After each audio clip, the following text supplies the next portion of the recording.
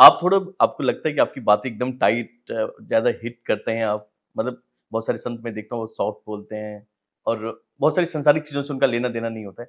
But मैं आपके जितने भी वीडियो देख रहा था सब में आप डायरेक्ट हिट पे चाहे वो पेरेंटिंग का इश्यू हो या कंट्री का इश्यू हो, लैंग्वेज को लेके हो, रिलिजन को लेके हो, आप काफ़ी डायरेक्ट बात करते हैं।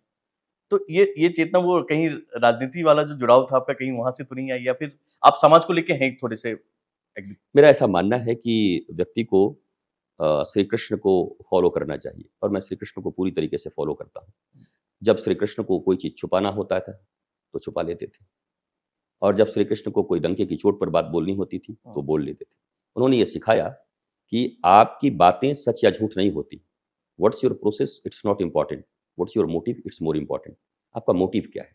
बातें तो बड़ी अच्छी थी कर्ण की। जी। कर्ण कहता था, मेरे साथ मेरे बुरे समय में मित्रता निभाया है दुर्योधन, मैं कभी नहीं भूल सकता। भगवान ने कहा, तेरे को पक्का मरवाऊँगा मैं, चिंता मत कर। क्योंकि तू दुर्योधन की मित्रता निभा रहा है। हुँ, मित्रता धर्म के साथ हो सकती है, हुँ, सच्चाई के साथ हो सकती है, हुँ, ह्यूमैनिटी के साथ हो सकती है, हुँ, डिविनिटी के साथ हो सकती है। ये किसी व्यक्ति के साथ मित्रता और वो व्यक्ति अगर डिविनिटी के खिलाफ हो, ह्यूमैनिटी के खिलाफ हो, हुँ, दुर्योधन केवल अपने परिवार के लिए, पांडव के लिए संकट नहीं था। अगर दुर्योधन जैसे लोग रह जाते, तो जो अपने परिवार के बहू और बेटियों को नंगा कर सकते हैं, वो तो पूरी दुनिया में पता नहीं कितना अत्याचार करते। इसलिए परमात्मा श्री कृष्ण ने क्या किया? कहा, देखो, मैं धर्म स्थापना के लिए इस पृथ्वी पर आया हूँ। धर्म संस्थापनार्थाय संभवामि युगे युगे। मेरा कंपल्सन किसी व्यक्ति के प्रति नहीं है, मेरा कंपल्सन धर्म के प्रति है। मैं धर्म की स्थापना करने आया हूँ और धर्म के स्थापना के मार्ग में अगर गुरु द्रोण भी खड़े होंगे तो उनको भी जाना होगा और झूठ भी बुलवाऊंगा तो युधिष्ठिर से बुलवाऊंगा। युधिष्ठिर जो धर्मराज हैं, कभी झूठ नहीं बोलते। हुँ, अब भगवान ने कहा, तेरे कोई झूठ बोलनी है जाके। युधिष्ठिर बोला, मेरे को क्यों बोलेगा? अर्जुन से बुलवा लो, मैं तो धर्मराज हूँ, थोड़ा मेरा एक स्टेटस हुँ, बना हुआ है। भगवान ने कहा, मैं यही लोगों को बताना चाहता हूँ कि बातें न सच होती हैं न झूठ होती हैं, बातें न धर्म होता है न अधर्म होता है।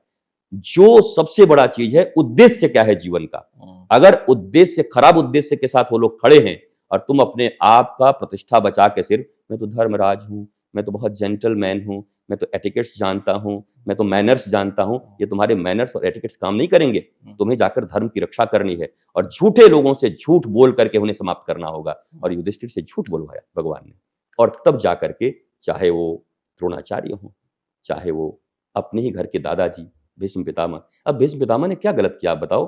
उन्होंने तो अपने पिता के लिए वचन दिया था, हुँ, अपने पिता का वचन का पालन कर रहे थे।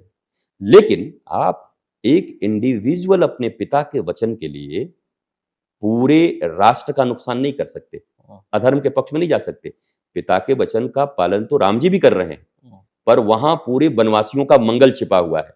सबरी भी इंतजार कर रही है, वो ऋषि भी जिनको राक्षस मार रहे हैं, अधार्मिक कृत्य बढ़े हुए हैं, उनकी रक्षा करने के लिए वो जा रहे हैं।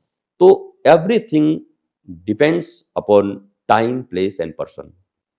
टाइम क्या है, पर्सन कौन सा है एंड प्लेस कौन सा है। देश काल पात्र उसको कहते हैं हमारे धर्मशास्त्र में। हुँ, धर्म शास्त्र में देश काल पात्र के अनुसार धर्म का न्याय होता है। धर्म कोई लिखी हुई चीज नहीं है हुँ, और उसे समझने के लिए, डिकोड करने के लिए आपको सदा किसी स्पिरिचुअल मास्टर की जरूरत पड़ेगी। गीता आप पढ़ लो, अरे साधारण एमबीबीएस का पुस्तक पढ़ करके आप डॉक्टर नहीं बन पा रहे हो। एबीसीडी पढ़ करके उसमें भी टीचर आपको लग रहे हैं, किंडरगार्टन में आपको टीचर लग रहे हुँ, हैं, बचपन स्कूल में टीचर लग रहे हैं, 5-5 ऊपर से ट्यूशन टीचर लग रहे हो, तब जाकर के आप एकेडमिक क्वालिफिकेशन, मैकोले की एकेडमिक क्वालिफिकेशन प्राप्त कर रहे हो। और धर्म जो अत्यंत मार्मिक चीज है, जो मनुष्य का निर्माण करती है, जो आह्लाद देती है, आनंद देता है, वो आप बिना किसी गुरु के सीख लोगे, बिना किसी स्पिरिचुअल टीचर के सीख लोगे? पढ़ जरूर लोगे, पर रावण जैसा हो जाओगे। रावण पढ़ा बहुत था पर गुरु को नहीं मानता था, हुँ, शंकर जी को भी नहीं मानता था। बोला, अरे हमसे बड़ा विद्वान कौन है, तो चारों वेद पढ़े हुए हैं, और सारे काम उल्टे पलटे किया करता था। मेरा ऐसा मानना है, जीवन में एक लिविंग आइडियल का होना जरूरी है, जीवंत आदर्श। माता पिता, भाई बहन, पत्नी, पुत्र, मित्र, नातेदार, रिश्तेदार सब जिंदा चाहिए, तो गुरु तस्वीर क्यों चाहिए? और हुँ, भगवान भी केवल तस्वीर क्यों चाहिए? हुँ, और गुरु के विषय में कहा गया, गुरु ब्रह्मा गुरु विष्णु गुरुदेव महेश्वर, गुरु साक्षात पर ब्रह्म तस्मै श्री गुरुवे नमः। अखंड मंडलाकारं व्याप्तमेन चराचरं तत्पदं दर्शितमेन तस्मै श्री गुरुवे नमः। न गुरुर्धिकं तत्त्वं न गुरुर्धिकं तपः तत्त्वज्ञानात् परम नास्ति तस्मै श्री गुरुवे नमः। अर्थात गुरु कौन है? बोला, ब्रह्मा के रूप में, विष्णु के रूप में और शिव के रूप में। गुरु तीनों रूप में चलते हुए तुम्हारे पास आ रहे हैं।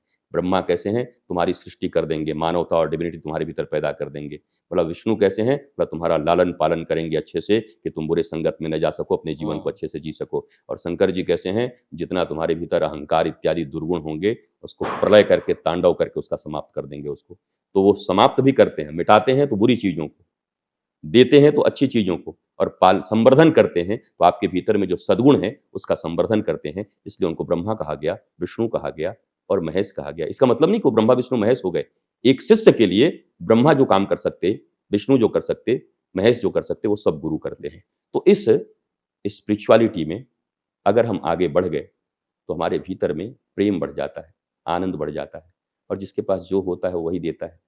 आपके शरीर में दुर्गंध हो तो लोग दुर्गंध पाएँगे, आपके शरीर में अगर सुगंध हो तो लोग सुगंध पाएँगे। गुलाब तो सिर्फ़ खिलती है, पर गुलाब में ताकत नहीं है कि वो किसी तक पहुँच जाए। हवा एजेंट बनती है, एजेंट बन के हमारे नाकों तक उसे पहचानती है, तब आके तब गुलाब बहुत अच्छा है। गुलाब बहुत अच्छी है, पर अगर हवा जैसा एजेंट ना हो, तो एजेंट तो मैं साधुओं को कहता हूँ, संतों को कहता हूँ। जो ईश्वर की सुगंधी है, वो किसी को दे नहीं सकते, पर ये साधु, संत, गुरु ही लोगों की नासिका तक भगवान की सुगंध कथाओं के द्वारा, उनकी चर्चाओं के द्वारा पहुँचाते हैं, और उनके भीतर भी इच्छा उठती है, काश मेरे भीतर भी ऐसा सुगंध होता। बड़ी अच्छी चर्चा की अपने गुरु पे। और हर रामकृष्ण परमहंस जी को कोई विवेकानंद नहीं मिलते, और हर विवेकानंद को रामकृष्ण परमहंस मिल नहीं पाते।